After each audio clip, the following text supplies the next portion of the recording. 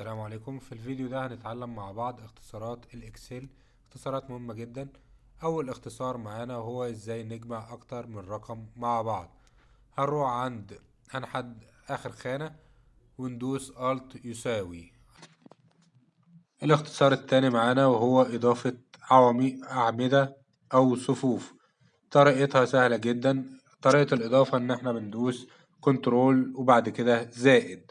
لو عايزين نحذف الصفوف كنترول ناقص. ده بالنسبة للصفوف. الأعمدة أيضا نفس النظام. بنيجي عند الخانة اللي احنا عايزين نضيف عندها العمود وبندوس كنترول زائد، ولو هنحذف كنترول ناقص.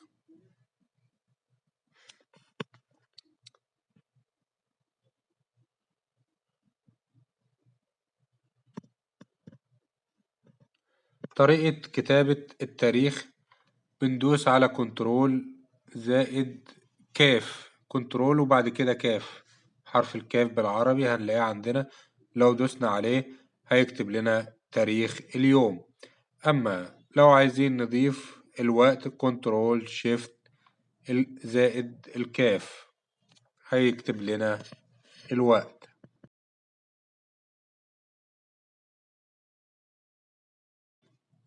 لو عايزين نظلل عمود أو نظلل صف، تظليل العمود سهل جدا باستخدام كنترول وبعد كده بندوس سبيس. أما تظليل الصف فبندوس شيفت وبعد كده سبيس.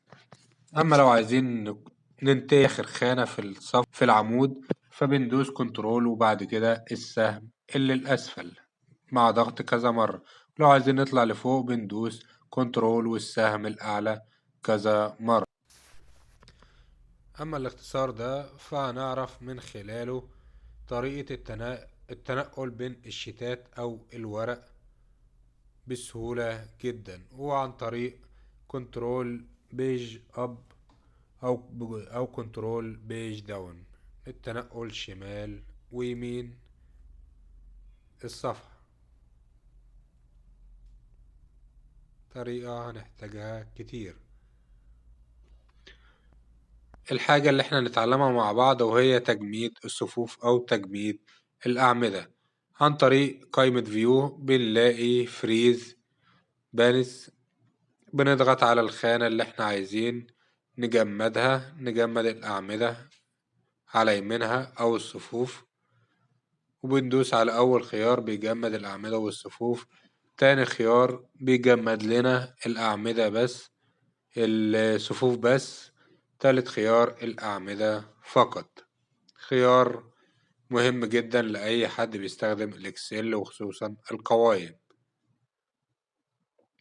تقدروا تستفادوا من خلاله.